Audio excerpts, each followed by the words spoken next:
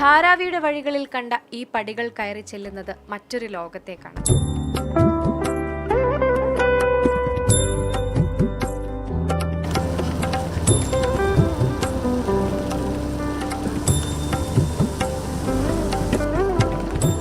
കുഴച്ചുവെച്ച മണ്ണിൽ വാൾജി തൊടുമ്പോൾ കുഞ്ഞു വിളക്കുകളും പാത്രങ്ങളും ഉണ്ടാകുന്നു.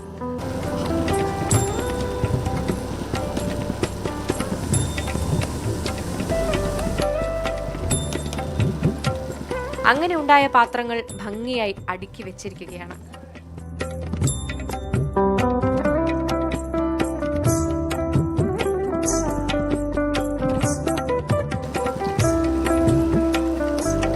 കുലത്തൊഴിലാണിത്. ഈ കൈവഴക്കം നേടിയവരിലെ അവസാന കണ്ണി.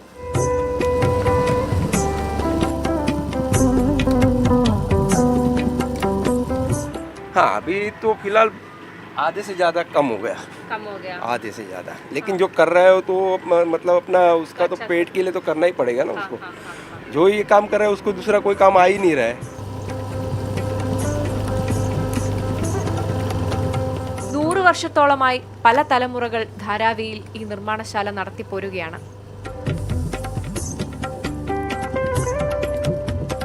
ധാരാവി പൊളിച്ച് പുതിയ കെട്ടിടത്തിലേക്ക് മാറ്റുമ്പോൾ നിർമ്മാണശാല എന്തു ചെയ്യുമെന്ന ചോദ്യത്തിന് മറുപടി ഇങ്ങനെയായിരുന്നു. ऐसा थोड़ी चलता है, पैसा चलेगा क्या? ऐसा तो बहुत जन ऊपर ही रहता है ना इसमें तो.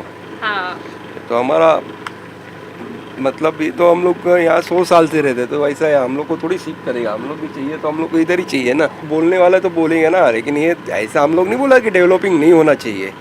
डेवलपिंग तो अभी होना ही चाहिए, क्योंकि हम लोग भी रहने के लिए अच्छा जगह चाहिए. लेकिन वो हमसे बात करेंगे, आएंगे तो हमारे से तो बात करेंगे ना.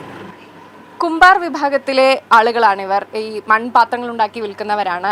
ഈ വിഭാഗത്തിലെ ആളുകൾ ഇതുപോലെ ഒരു 30-40 കുടുംബങ്ങൾ ഈ ജോലി ചെയ്യുന്നവരായി ധാരാവിക്കകത്ത് താമസിക്കുന്നുണ്ട് എന്നാണ് ഇവർ പറയുന്നത്. എന്തായാലും ഒരു സുപ്രഭാതത്തിൽ വന്ന് ഈ വീട് ഒഴിയാനും ഈ ജോലി സ്ഥലം ഒഴിവാക്കാനും ഒന്നും തങ്ങളോട് ആരും പറയില്ല എന്ന പ്രതീക്ഷയിലാണ് അവർ പോളിംഗ് ബൂത്തിലേക്ക് പോകുന്നത്. ആ പ്രതീക്ഷ അവരെ രക്ഷിക്കട്ടെ എന്ന് മാത്രം ആശംസിക്കാം. ധാരാവിയിൽ നിന്നും ഷാജു ചന്തപുരയ്ക്കൊപ്പം സൗമ്യ കൃഷ്ണ, മാതൃഭൂമി ന്യൂസ്.